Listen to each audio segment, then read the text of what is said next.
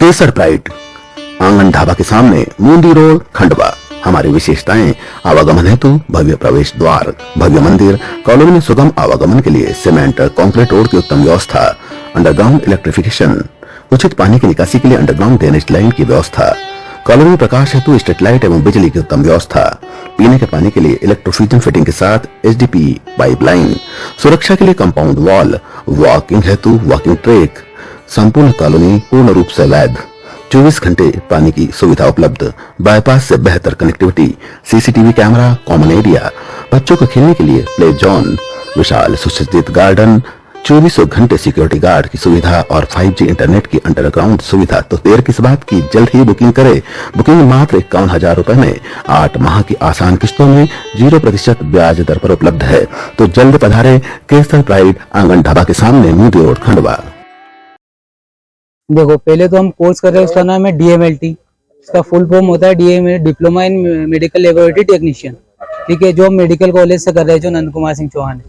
ठीक है, तो इन्होंने क्या किया है, जो हमारा इंटरनल एग्जाम हुए थे, ठीक है, इंटरनल एग्जाम हुए थे, उसमें इन्होंने क्या किया, हमें पास रिजल्ट बताया गया, पर हमें उसमें रिजल्ट नहीं बताया, पहले रिजल्ट नहीं बताया, फिर बाद अंक नहीं बताए, बस हमें रिजल्ट टांग दिया गया कि आप पास हो। अच्छा, ठीक है, किसने बोला पास हो? ये रिजल्ट टंगा है सर, मेरे पास प्रूफ है। एक सेकंड, ये बताओ, जब आपको ये बोला गया कि आप पास हो, किसने बोला पास हो? सर, जो HOD है हमारे रंगारी सर, अमित रंगारी सर, मौखिक तौर पर बोला? हाँ, मौखिक तौर पर भी बोला। और जो पैथोलॉजी डिपार्टमेंट है, उन्होंने हमारे जो ग्रुप रहता है ऑफिशियल कॉलेज का, उसमें हमें एक नोटिस भी दिया गया कि कुछ जो लोग पास हुए हैं और जो लोग अब्सेंट है, उसका नोटिफिकेशन है हमारे पास। ठीक है, फिर हमारा जो फाइनल रिजल्ट आया, जो यूनिवर्सिटी लेवल पे होता है, हमने वो रिजल्ट देखा, तो उसमें हमें इंटरनल में फेल करार दिया गया। और हमें ये कह के आश्वासन दिया जा रहा है कि यूनिवर्सिटी पास जाइए आप, और जो कि देखा जाए तो ये काम कॉलेज का इंटरनल है तो कॉलेज लेगी। अब मैं कोई एक्सटर्नल मार्क्स होते हैं तो हम री फॉर्म का वो डालते हैं, हम उसमें फेल होते हैं तो हम री एग्जाम का फॉर्म भरते हैं और वो ऑफिस री चेकिंग का फॉर्म भरते हैं। पर ये तो कॉलेज लेवल का, अब यूनिवर्सिटी पास हम जाएंगे तो हमें तो यही बोल के दुत्कार देगी। यही बात हमने इंटरनल की कॉपी चेक कराने के लिए हमने बोला कि हमें रीचेक करवाना है इंटरनल की कॉपी, कि हम फेल नहीं हो सकते। तो उन्होंने बोला ऐसा नहीं होता है, बोले यहाँ पे इंटरनल की कॉपी चेक नहीं होगी तो यूनिवर्सिटी की।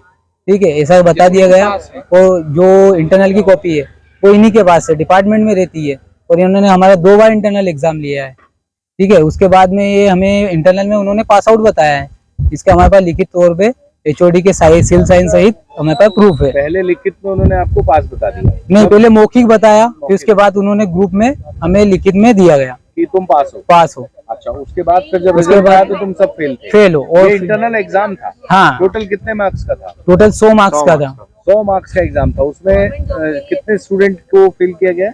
13 को किया गया है मिनिमम, बाकी मतलब 16 स्टूडेंट है, उसमें से 13 को मार्क्स कम दिए गए हैं। मोर देन 30 से नंबर ही कम दिए हैं। पासिंग मार्क्स 50% होते हैं। और 30 दिए आप? 30 दिए हैं। एक्सटर्नल और इंटरनल का जोड़ के 50% लाना होता है। अच्छा। और अगर हमें मतलब जैसे एक्सटर्नल एग्जाम देना है तो इंटरनल में 50% मार्क्स के साथ पास होंगे, उसके बाद हम दे पाएंगे मतलब।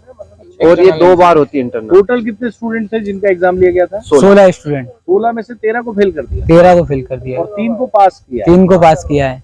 और हमारे मार्क्स देख के पास? हाँ, मतलब वो क्योंकि दोनों जुड़ जाएंगे तो वो जो यूनिवर्सिटी में अच्छा परफॉर्म करा तो उसका ग्रेस मिल जाती है उधर से। अच्छा। तो ये पास हो जाए, लेकिन उसमें तो फेल ही है। यही बात हम पूछने माइक्रोबायोलॉजी डिपार्टमेंट में गए थे, तो उन्होंने बोला है कि हमारे एक सब्जेक्ट में 4 सब्जेक्ट हैं, तो 2 सब्जेक्ट माइक्रोबायोलॉजी के अंडर में, 2 सब्जेक्ट पैथोलॉजी के। तो उन्होंने क्या किया, माइक्रोबायोलॉजी वाले प्रोफेसर जो HOD है अमित रंगाई सर, उन्होंने हमें बोला कि आप है ना, बोले मैंने तो मेरे माइक्रो के ही नंबर भेजे हैं, पैथोलॉजी के मुझे नहीं पता है कि उनने पैथोलॉजी वाले ने भेजे कि नहीं। बल्कि क्या होता है कि 100 नंबर के पेपर होता है पैथोलॉजी सेकंड का, इसमें 50% मार्क्स माइक्रोबायोलॉजी वाले देते हैं, 50% मार्क्स पैथोलॉजी वाले देते हैं। तो उन्होंने क्या किया, उन्होंने माइक्रोबायोलॉजी के नंबर भेज दिए। जैसे मेरे 50, उनको 50% का ऑर्डर है, तो 50 में से उन्होंने मुझे 21 दे दिए।